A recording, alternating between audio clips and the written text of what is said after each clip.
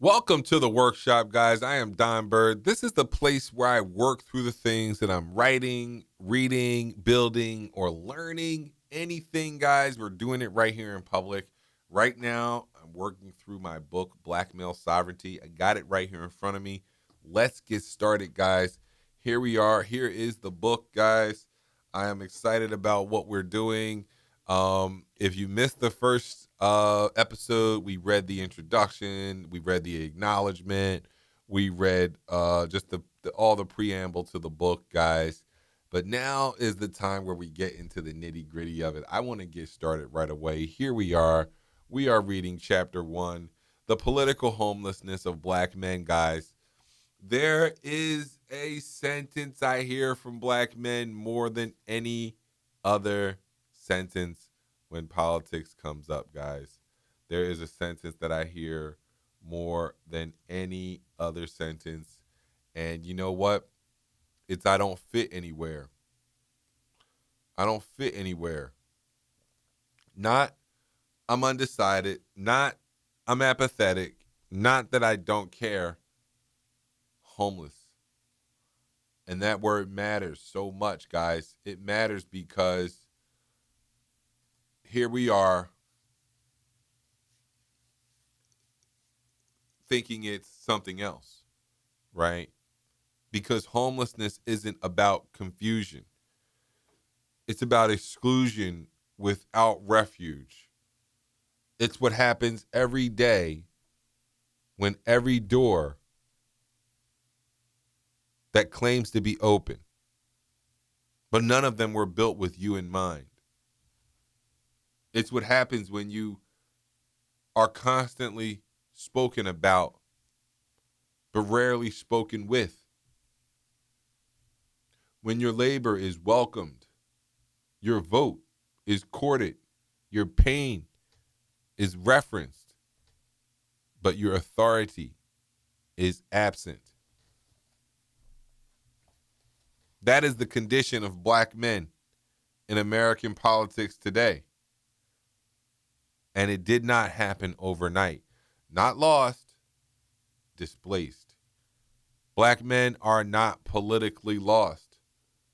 We are politically displaced. Displacement happens when your value no longer matched the home you were told was yours. Your dignity is treated as negotiable. Your presence is tolerated, but your leadership is resisted. For decades, black men were told that the Democrat Party was our home. And for a time, that made sense. History demanded it. Survival demanded it. The threat was clear, and the coalition had a purpose. But coalitions change. And today, the Democrat Party is no longer organized around the black male as the moral center.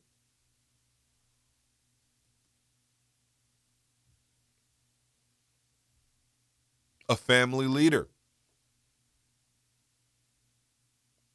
or a builder of institutions. It is organized around grievance, identity, performance, and symbolic protection,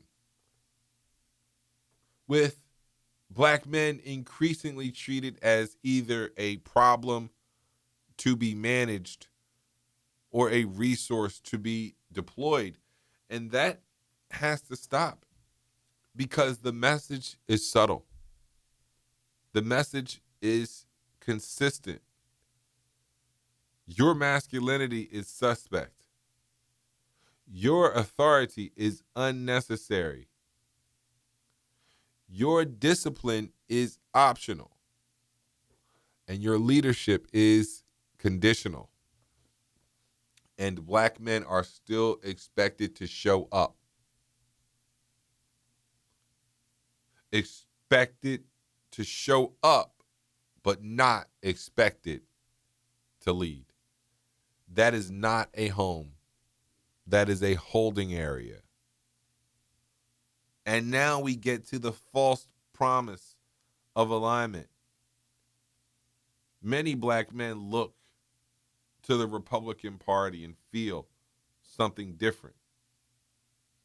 Not comfort, but recognition. The language of family, work, order, faith, and responsibility sound familiar. It sounds like home conversations. It sounds like how we were raised.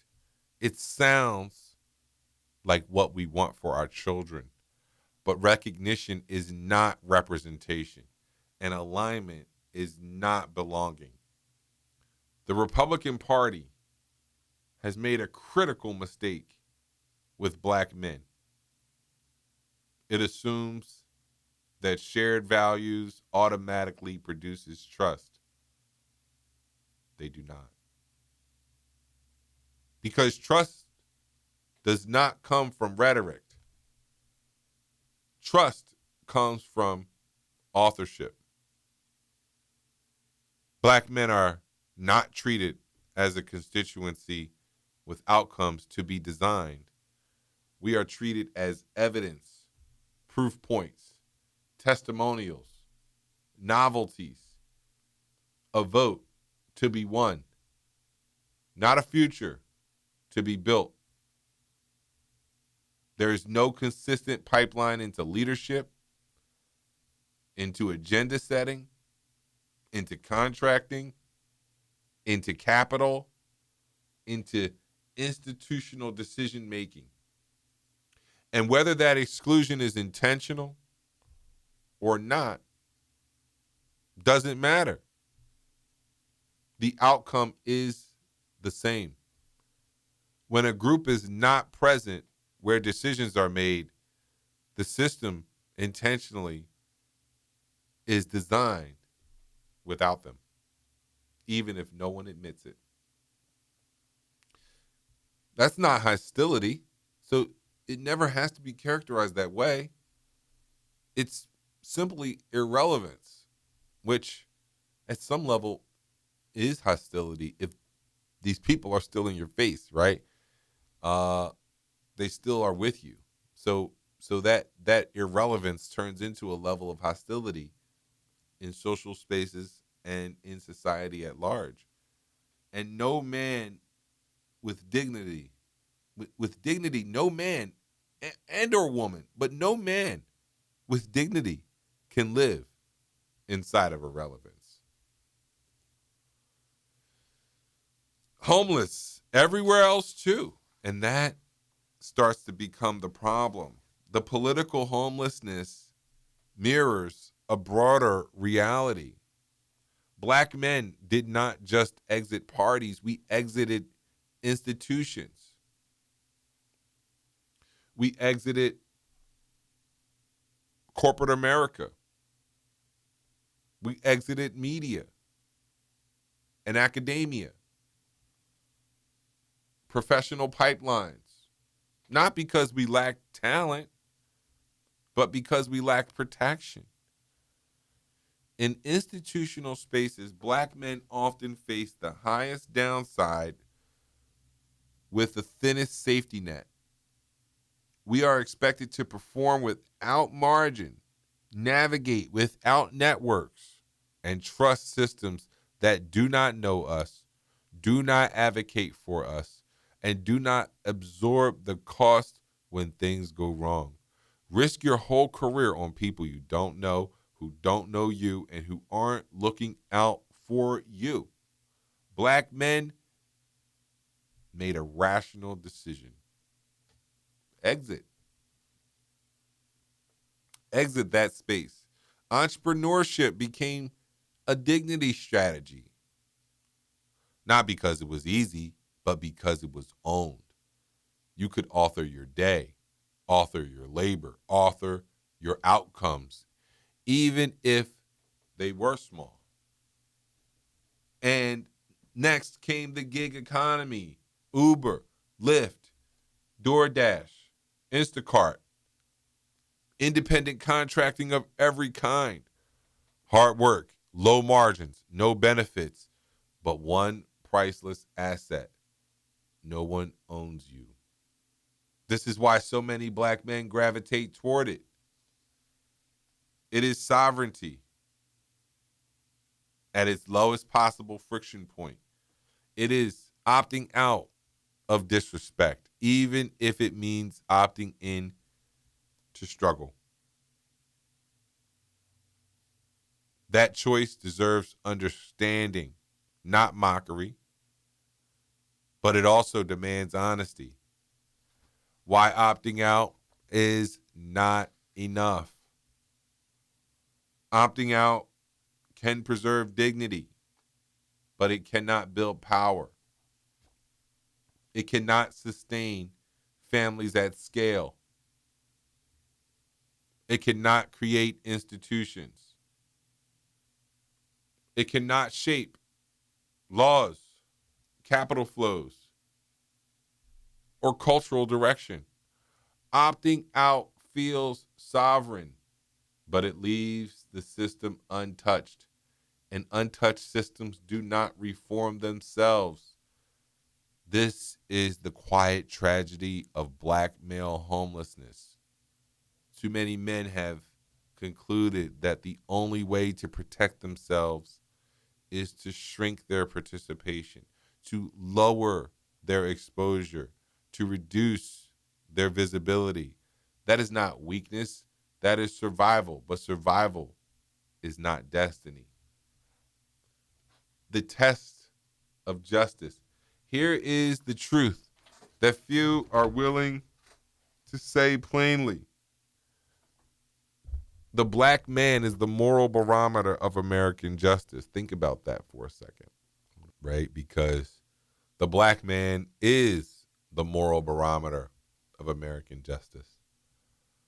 If a system works for the black man, and that's why I think this book is for more than just black men. It is named Black Male Sovereignty, but I think that if someone were to read this book who wasn't a black man, who doesn't identify as a black man, I think they will be able to understand what this book is trying to say to them and to the broader populace. It's that we all need what is in this book. We can all appreciate that the black man is the test of American justice. If a system works for the black man here in America with his history, his constraints, his compounded disadvantage, it likely is just. If it does not, well, it could be lying about its values. That is why black men cannot simply blend in. We've been asked to blend in. We've been asked to assimilate. We've been asked to do so many things that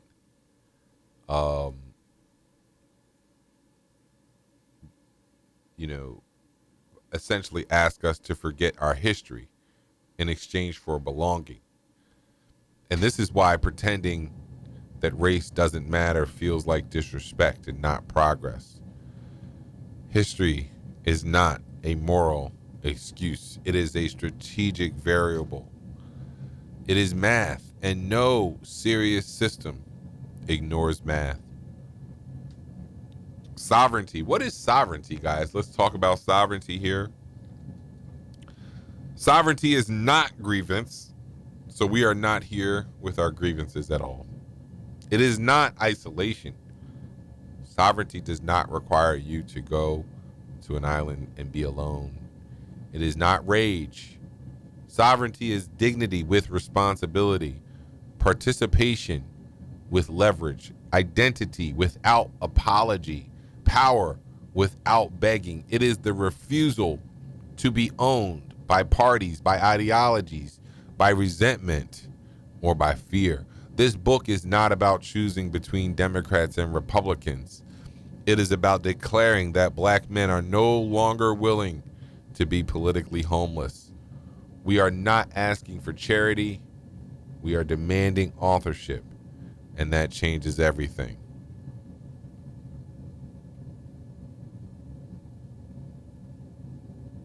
So that concludes chapter 1, guys. I hope you found this interesting. We are definitely going to be coming back to this book. This is book 2 in the trilogy, The Architecture of Legitimacy. I wanted to read this first just to get started, just to get some practice, guys. I hope you're enjoying it. Leave it in the comments. We're going to be talking about this book a lot. I can't wait. I'm going to be signing off now. We're going to get reading to chapter 2 very shortly. I hope to see you back here soon.